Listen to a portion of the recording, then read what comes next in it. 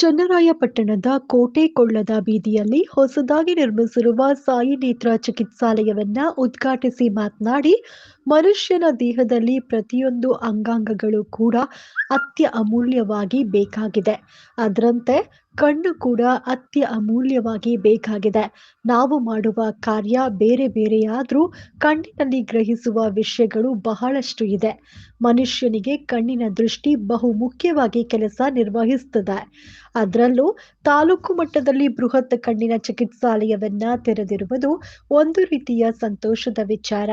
ಜಿಲ್ಲಾ ಮಟ್ಟಕ್ಕೆ ಮತ್ತು ಹೊರ ಜಿಲ್ಲೆಗಳಿಗೆ ತೆರಳಿ ಕಣ್ಣಿನ ಪರೀಕ್ಷೆ ಮತ್ತು ಶಸ್ತ್ರಚಿಕಿತ್ಸೆಯನ್ನು ಮಾಡಿಸಬೇಕಾಗಿತ್ತು. ಆದರೆ ಇಂದು ಬೃಹತ್ ಮಟ್ಟದಲ್ಲಿ ಇಂತಹ ಕಣ್ಣಿನ ಚಿಕಿತ್ಸಾಲಯವನ್ನ ಪ್ರಾರಂಭಿಸಿರುವುದು ಒಳ್ಳೆಯ ಸಂಗತಿಯಾಗಿದೆ ಎಂದರು.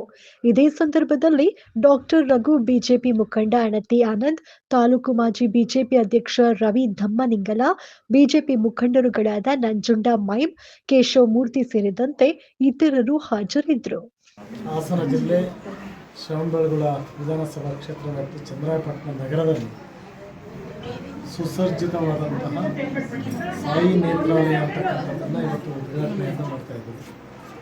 ಬಹುಶಃ ಇಲ್ಲಿಂದ ಬೆಂಗಳೂರು, ಮೈಸೂರು, ಹಾಸನ ಹೋಗ್ತಕ್ಕಂಥದ್ರಿಂದ ದುಬಾರಿ ಆಗುತ್ತೆ ಅಂತಕ್ಕಂಥ ಉದ್ದೇಶದಿಂದ ಇವತ್ತು ಏನು ನಮ್ಮ ರಘು ಅವರು ಮಾಲೀಕರು ಇವತ್ತು ಇಲ್ಲೇ ಒಂದು ಸೌಲಭ್ಯವನ್ನು ಕೊಡಬೇಕು ಅಂತಕ್ಕಂಥ, ಯಾಕೆಂದರೆ ದೂರದೃಷ್ಟಿ ಒಬ್ಬ ಬೇರೆಯವರು ಮಾಡಿ ಡಾಕ್ಟ್ರುಗಳು ಇಡೋದಕ್ಕೂ ಒಬ್ಬ ಡಾಕ್ಟ್ರಾಗಿ ಆ ಸೇವೆ ಮಾಡೋದಕ್ಕೂ ತುಂಬ ವ್ಯತ್ಯಾಸಗಳಿರುತ್ತೆ. ಹಾಗಾಗಿ ಒಬ್ಬ ಡಾಕ್ಟ್ರಾಗಿ ಒಂದು ಓನಾಗಿ ತೆಗೆದಾಗ ಏನಾಗುತ್ತೆ, ಕನಿಷ್ಠ ದರದಲ್ಲಿ ಅವರಿಗೆ ಉತ್ತಮ ಸೌಲಭ್ಯವನ್ನು ಕೊಡ್ತಕ್ಕಂಥದ್ದು, ಆ ಸೌಲಭ್ಯವನ್ನು ಈ ಭಾಗದ ಎಲ್ಲ ಜನ ಪಡ್ಕೊಳ್ಳಿ ಅಂತಕ್ಕಂಥದ್ದು. ಯಾಕೆಂದರೆ ಮನುಷ್ಯನಿಗೆ ಬೇಕಾಗಿರ್ತಕ್ಕಂಥದ್ದು ಆರೋಗ್ಯಕ್ಕೆ ಪ್ರಥಮವಾಗಿ ಬೇಕಾಗಿರ್ತಕ್ಕಂಥ ಕಣ್ಣಿಲ್ಲದೆ ಹೋದರೆ ಈ ಜಗತ್ತನ್ನೇ ನಾವು ನೋಡೋಕ್ಕಾಗಲ್ಲ.